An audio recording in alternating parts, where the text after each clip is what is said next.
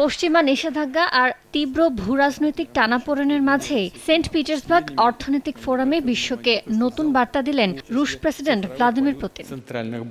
পুতিনের দাবি, বাজেট ঘাটতি কিছুটা বাড়লেও রাশিয়ার মূল্যস্ফীতি এখন নিয়ন্ত্রণে। 2026 সালের মধ্যে তা নেমে আসবে 5.2%, যা অনেক ইউরোপীয় দেশের চেয়েও কম। পশ্চিমা আর্থিক ব্যবস্থাকে বুড়ো আঙ্গুল দেখিয়ে তিনি জানান, রাশিয়ার বর্তমান রফতানি বাণিজ্যের প্রায় 65% সম্পন্ন হচ্ছে নিজস্ব মুদ্রা রুবলে।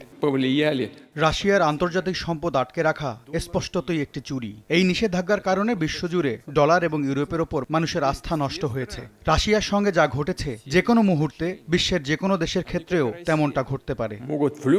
শুধু বৈশ্বিক রাজনীতিই নয়, নজর দিয়েছেন দেশের অভ্যন্তরীণ বাজারেও। ক্ষুদ্র ব্যবসায়ীদের বড় স্বস্তি দিয়ে 2025 সালের নভেম্বরে নেওয়া সরকারের কর বৃদ্ধির কঠোর পরিকল্পনা আপাতত স্থগিত করার প্রস্তাব দিয়েছে ক্রেমলিন প্রধান। ফলে বর্তমানে 60 মিলিয়ন রুবলের করমুক্ত আয়ের সুবিধা আরও কিছুকাল উপভোগ করতে পারবেন দেশটির ছোট উদ্যোক্তারা। ইয়ানুস শিফাত, সময় সংবাদ।